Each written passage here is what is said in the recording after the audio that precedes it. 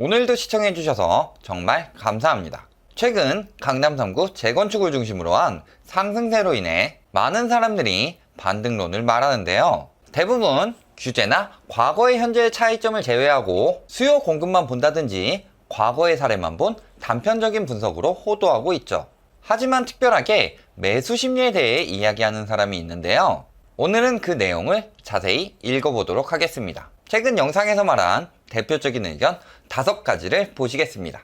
첫 번째는 모든 사람이 투자 마인드는 아니며 사람은 연어처럼 어렸을 때 살던 곳으로 돌아가고 싶은 회귀 본능이 있다는 의견입니다.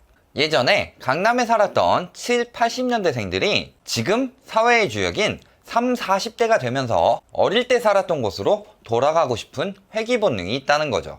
물론 나이를 먹으면 어렸을 때 익숙했던 환경으로 돌아가고 싶은 사람들도 당연히 있습니다. 하지만 지금 강남이 어렸을 때 살던 강남일까요?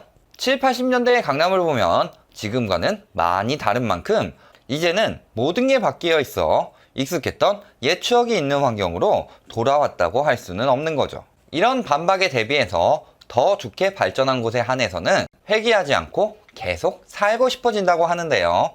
이는 본인이 했던 말을 본인이 부정하는 것으로 보이네요. 지금은 서울 및 수도권 중에서 당시 강남보다 발전한 곳이 많은 만큼 많은 사람들이 돌아가고 싶어 하지 않는다는 말이니까요. 게다가 이렇게 발전하는 동안 가격은 천정부지로 뛰어서 만일 회귀 본능이 있다 쳐도 갈 수 없는 상황입니다.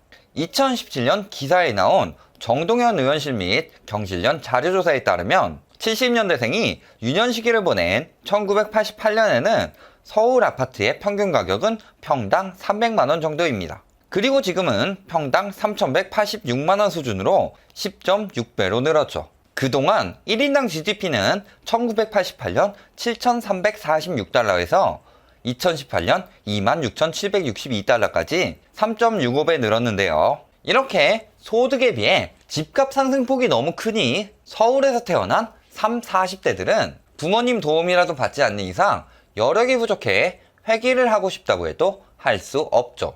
즉, 회귀 본능으로 인해 가격이 더 오른다는 것은 대세와는 상관없는 아주 극소수의 이야기일 뿐입니다. 또 모든 사람이 투기 마인드가 아니라는 의견도 있는데요. 결국 실수요들이 오기 위해서는 오히려 어느 정도 하락하는 것이 맞는 수순입니다. 즉, 지금처럼 비정상적인 가격은 실수요들이 살기에 합리적이지 않으니 오히려 거래가 더 줄어드는 것이 맞는 거죠. 두 번째 의견은 3, 4년 뒤에는 공급이 부족해지면서 가격이 상승할 것이며 최근 강남의 매수 심리가 살아남으로 인해 분위기는 반전되었다고 하죠. 우선 예전에 규제가 강해졌을 때에도 공급은 꾸준히 되었습니다. 그리고 이번 1, 2차 3기 신도시 발표에서 서울에 개발되는 택지지구를 보면 1차에 26,200여 호, 2차에 1,500여 호로 총 36,700여 세대의 많은 공급이 예정되어 있죠. 게다가 서울 시내에 총 506개 정비사업구역이 있고 이 중 98개 단지가 착공되었으며 관리 처분인가 이후 착공을 기다리고 있는 114개의 단지가 있습니다. 결코 공급이 부족하지가 않다는 거죠. 그럼에도 정비 해제는 2013년부터 신규 지정은 올해만 가지고 호도하는 이런 기사들과 함께 주택 매수 심리가 늘어나도록 유도하고 있을 뿐입니다. 최근에는 분양가 상한제의 민간 택지 적용 확대 예정으로 인해 규제를 피해 사업 추진을 서두르고 있다고 하니 3, 4년 뒤에는 오히려 공급이 증가할 것으로 보이네요.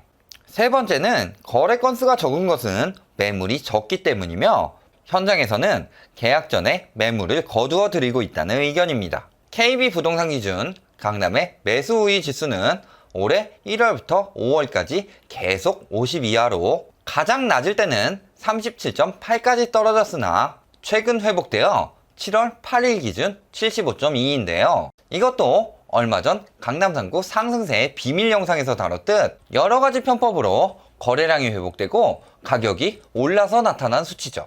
이 매수 우위 지수가 무엇이냐면 100을 기준으로 100보다 높으면 매수자가 많고 낮으면 매도자가 많다는 것을 나타내는 수치입니다. 이렇게 매도자가 매수자보다 많다고 정확하게 나오는 지표가 있는데 매물이 적어서 거래가 적다고 이야기를 하는 건 단순히 본인의 뇌피셜을 이야기한 것일 뿐인 거죠. 또 얼마 전까지 반등세라 매물을 걷어들이고 바로 5천에서 1억씩 올려서 내놓고 있다고도 했는데, 이는 전형적인 호가 올리기의 수법이며 정상적이지 않은 상승이라는 걸 증명해주는 말입니다. 그리고 만일 상승세를 탈 때 매물이 없어서 거래가 안 되는 거라면 예전부터 그래야 하는데요. 하지만 초이노믹스가 시작된 2014년 7월부터 9.13 대책이 터진 2018년 9월까지 높은 상승세를 보였음에도 오히려 거래는 더 많았습니다.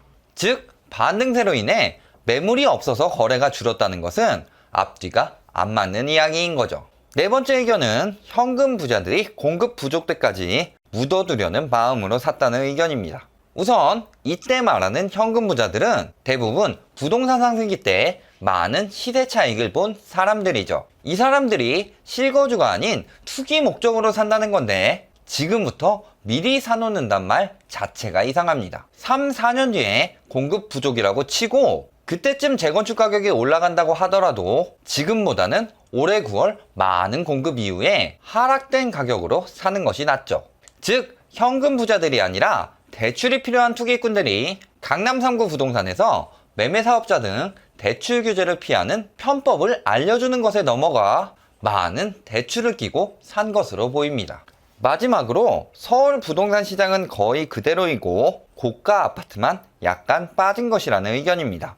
얼마 안 빠진 곳도 있겠지만 하락한 곳 몇 군데의 실거래가를 보자면 도곡 렉스는 21억 4천에서 20억 4천으로, 잠실 S는 17억 6,500에서 16억 6,600으로, 잠실 파크리오는 15억 3천에서 14억 3천으로 1억가량 떨어진 아파트들도 많습니다. 최근 반등세까지 고려했음에도 약간 빠졌다고 하기엔 금액이 크죠. 그리고 고가가 아닌 아파트들도 떨어진 곳이 많습니다. 국토교통부 실거래가 사이트에서 올해 거래가 많았던 5억 이하의 아파트들 중 몇 군데를 보자면 금천구 관악벽산 5단지는 4억 2천에서 3억 9천, 구로 두산은 3억 5천에서 3억 1천, 개봉동 림괄은 3억 5천에서 2억 8천, 창동 주공 17단지는 2억 8천에서 2억 3천, 중계그린 3억 7천에서 3억 4천 등 3천에서 5천 정도씩 하락한 단지들도 많죠.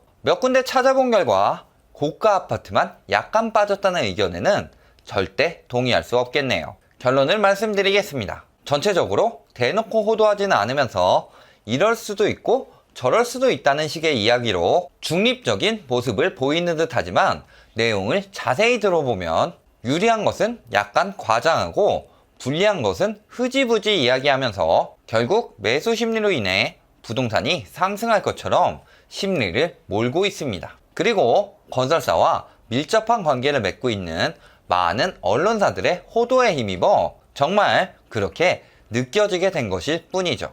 이번 분양가 상한제가 민간 택지까지 적용되는 것은 단순히 자체적인 효과만을 볼 것이 아니라 또 투기 수요가 몰려 거품이 늘어날 것 같으면 바로 제재하겠다는 정부의 의지를 보여준 것이니 앞으로의 전망도 합리적으로 생각해서 잘 판단하시길 바랍니다. 강남에서 어린 시절을 보냈던 사람들은 결국 연어처럼 강남으로 다시 회귀할 것이라고 합니다. 하지만 연어는 강을 거슬러 올라가면서 도중에 곰에게 잡아먹히는 위험도 있고 도착하더라도 모든 기력을 쏟았기 때문에 곧 목숨을 잃어버리죠. 마찬가지로 지금 강남 아파트를 무리해서 고가에 구입하는 것은 도중에 이자와 보유세 부담을 견디지 못해 경매로 내놓을 수 있는 위험도 있고 평생 하우스푸어로 살면서 모든 기력을 쏟았지만 결국 가격이 하락하며 힘들게 모아왔던 자산을 잃어버릴 수도 있다는 점을 꼭 기억해 두시기 바랍니다. 오늘 영상이 도움이 되셨다면 좋아요와 구독, 알림 부탁드립니다.